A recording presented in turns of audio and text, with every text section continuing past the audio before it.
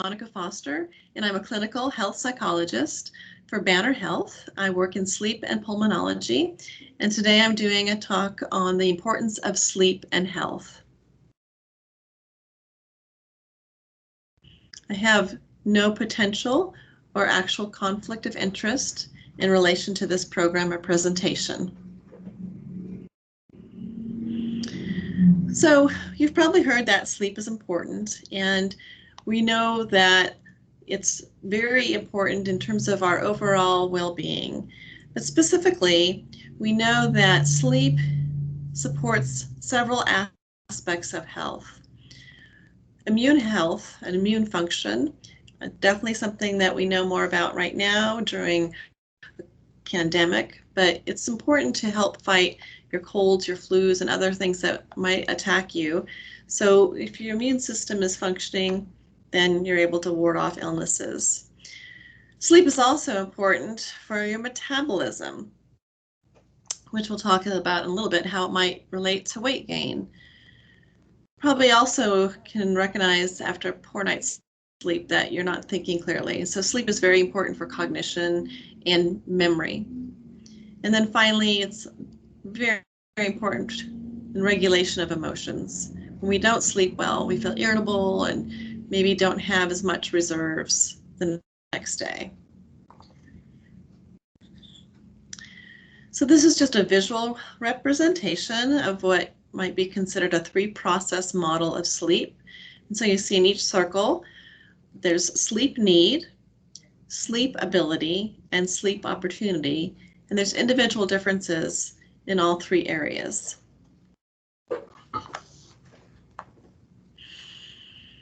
So sleep need is our own biological requirement for sleep. And this is what we need to prepare for the next day and function and feel good. Now, sleep need definitely varies between people, but within the same person, it's relatively stable over the lifespan. And it's not something that you can go from being an 8-hour sleep need person to a 6-hour sleep need person. It's pretty stable. For most people, the sleep need averages between 7 and 8 hours. Your sleep ability is the amount you can achieve. Now, what I mean by this is that there's different factors that impact our sleep.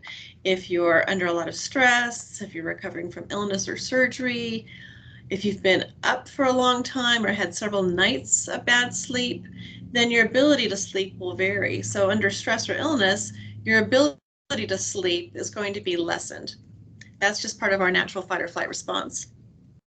If you have a lot of sleep deprivation and you haven't gotten sleep for quite a while, then you're going to have more of a sleep drive and you're going to be able to sleep longer than maybe you do under normal circumstances.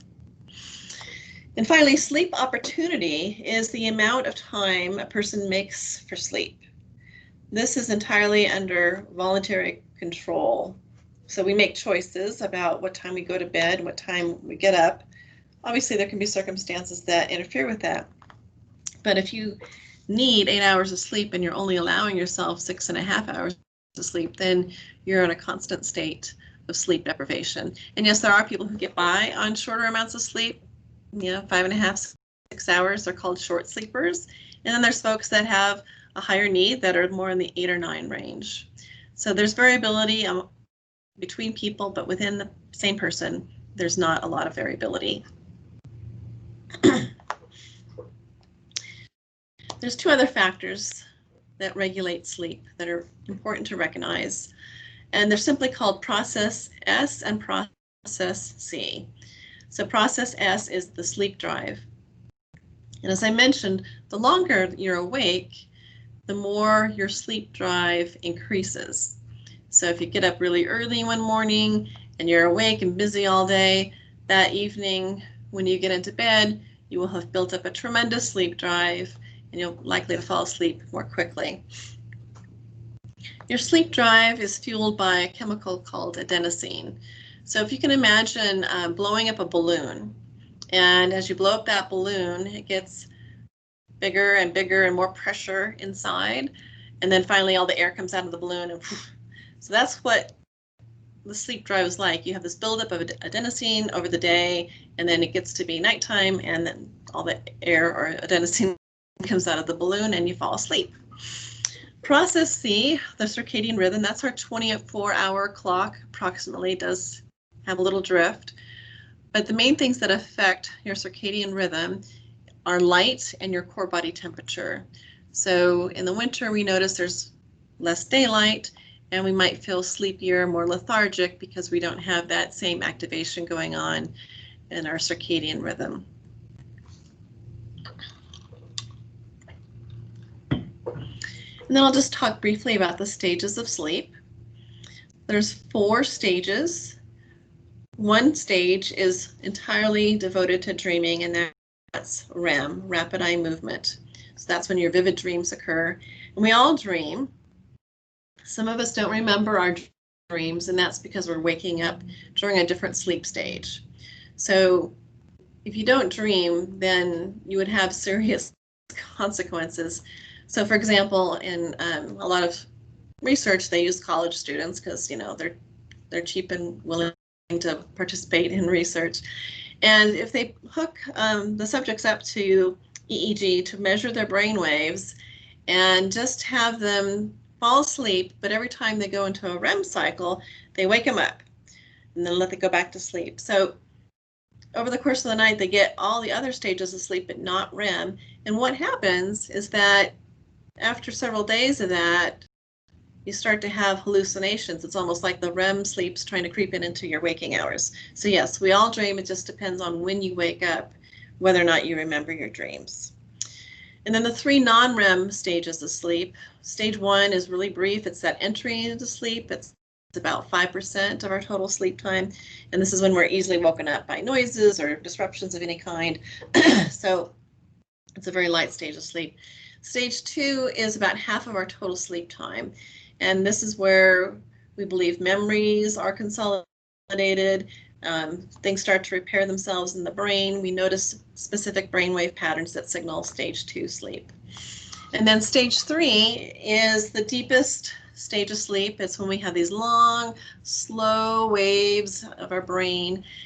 And that's when nightly repair takes place. So repair of the body and the brain. Growth hormone is released, memories are strengthened, muscle tissue repair takes place. So this is kind of like the maintenance and construction area or time zone for your sleep. So consequences of poor sleep, you're probably familiar with some of these, some of the time at least. So approximately 35% of the population report insufficient sleep. That's over a third. So no wonder we have, you know, such difficult times in our societies. A third of us are sleep deprived at any given time. You know that poor sleep negatively impacts your heart health, your metabolism and your ability to control your weight, cognitive function and memory, mental health, and healthy decision making. So let's talk about the first cluster there, insufficient sleep and your heart health, your metabolism, and your weight. When you're not getting sufficient sleep, there is a subtle hyperarousal of the nervous system and the vascular system. So it's kind of like you're not getting all the sleep that you need, and so your body's trying to compensate, and it has this kind of low level arousal that's happening. In situations like this, it can increase your blood pressure. It can lead to heart disease on down the road. Systemic inflammation in the body, we recognize more and more now as being a factor in disease processes. So when you have systemic inflammation, that can also lead to dysfunction of the vascular system and your blood flow. And importantly here, it can increase insulin resistance, which is implicated in type 2 diabetes, and certainly can cause other issues with metabolism. If you're not sleeping well, you might notice that you find yourself eating more during the day, as if you're trying to compensate by boosting yourself with extra sugar or carbohydrates.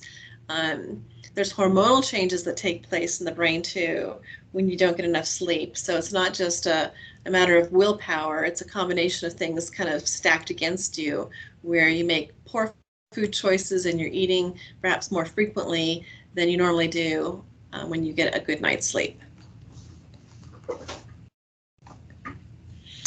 And then insufficient sleep and cognition, mental health, and behaviors. So when you're not sleeping well, again, this is something that's obvious.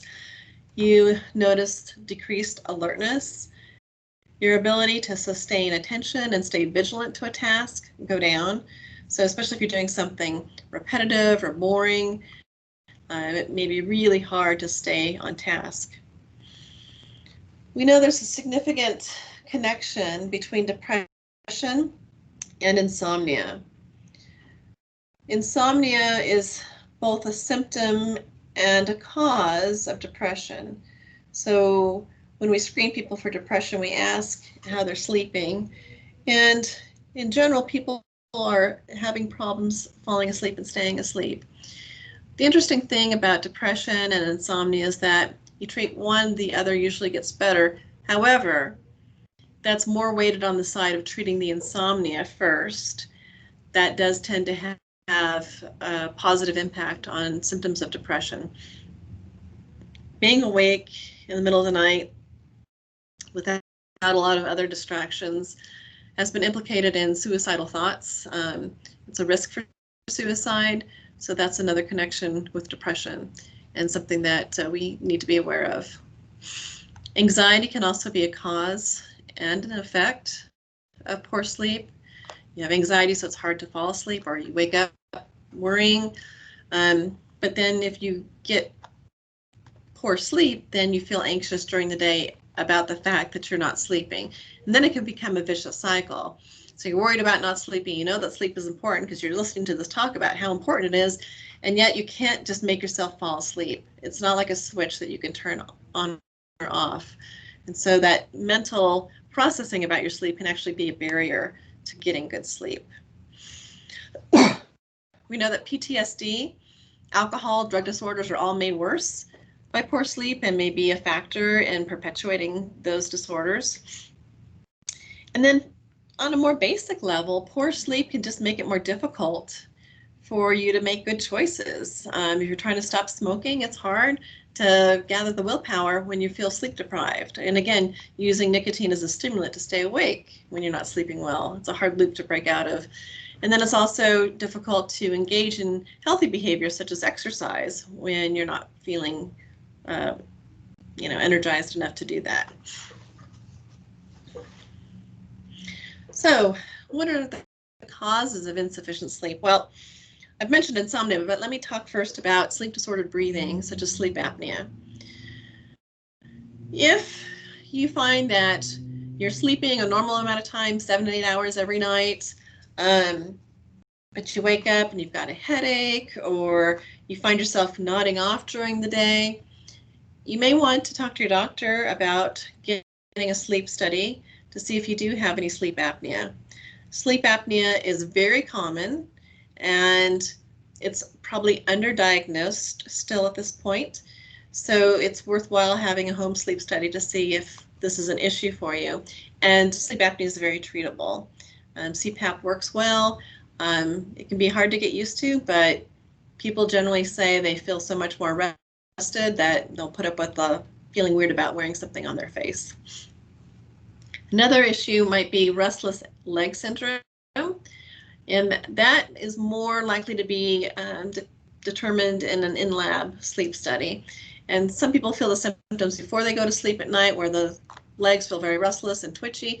Other people may not notice the symptoms, but it's happening during their sleep, where there's these movements happening that are counterproductive to deep sleep. Insomnia is simply defined as difficulty falling asleep or staying asleep for most nights a week for several weeks to a couple months. We know that cognitive behavioral therapy for insomnia, or CBTI, is the gold standard of treatment recognized by the National Institutes of Health for the treatment of insomnia. And there's also what we call parasomnias, which are things like sleepwalking, narcolepsy, which is a rare disorder but can be very disruptive. Nightmares are another example of parasomnias, and sleep terrors in children.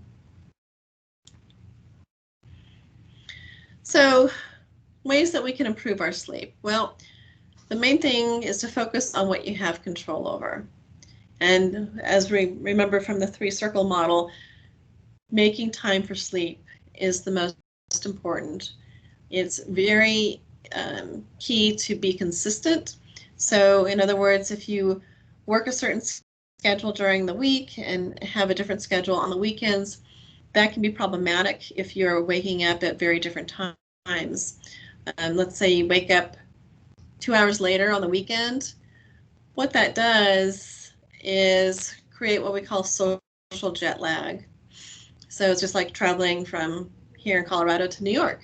And it takes a day or two to feel like you're in sync with your circadian clock in that different environment. So if you're doing that and not going anywhere, you're not having any fun to travel, and you're putting yourself in a semi-jet lag state where you feel lethargic or you feel cognitive effects. So be as consistent as possible with your sleep time and your wake time. It's also relevant to be mindful of what you put in your body. Caffeine is a stimulant. Alcohol is a depressant, and why you might think that's a great idea right before you go to bed to take a shot of alcohol. What that does is it cuts off that stage 3 sleep. That's where all the muscle tissue repair takes place. Growth hormone is released, etc. So if you drink alcohol right before bedtime, you're not getting that sleep, and guess what? The next morning, even if you sleep 8 hours, you're going to feel kind of dragging, to say the least. Avoid naps, which decrease your sleep drive. So again, blowing up that balloon with adenosine in it, bigger and bigger during the day, but if you take a nap, guess what? You let a little bit out. And then you've only got from this time in the afternoon till your bedtime to build up that pressure for sleep again. So if you do take a nap, try to take it early in the afternoon, no more than 45 minutes. And then finally, one thing that we really need to be aware is that if we're just sitting in front of a computer all day, you're not getting any discharge of tension from your body, and you need to have exercise, you need to have time to wind down before bed, practice relaxation meditation. There's a plethora of resources out there on YouTube and different apps. There's always something that you can find that's a relaxation exercise, 5, 10, 15 minutes. It's just a great routine to get into, just like brushing your teeth. These are just a few online resources. They're available in the handout. So sleepio.com, myshuteye.com, which is a personalized sleep program, 6 CBTI sessions, which is the standard number of sessions for CBTI. There's also cbtiforInsomnia.com. An app that I use with almost every person I see is CBTI Coach, and it's a free app. It has learning tools, it has relaxation practice, and then you can also keep a sleep diary on the app, and it will do some calculations for you and do some charts so you can see your progress. freecbti.com. The American Academy of Sleep Medicine is kind of the parenting organization for all things sleep related. And then a more patient-centered website is the National Sleep Foundation, sleepfoundation.org. Some great books if you like low tech. Say Goodnight to Insomnia by Greg Jacobs. Has been around for a long time on evidence-based approaches to getting better sleep. Overcoming Insomnia, a cognitive behavioral therapy approach. The 2 books that I like to recommend a lot, especially one of them for chronic pain, depression, and anxiety, is Quiet Your Mind and Get to Sleep by Colleen Carney. So if you have struggles with depression, anxiety, or chronic pain that's probably tying into your sleep, that would be a great resource to review, very user-friendly. And then End the Insomnia Struggle.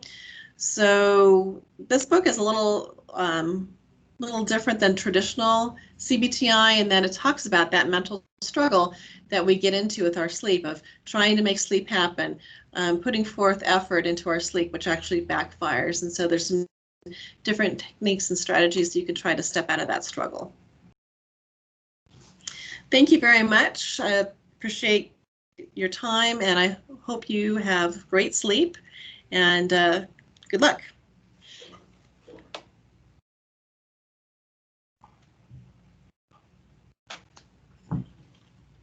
I think you just have to stop the recording. Okay. Hang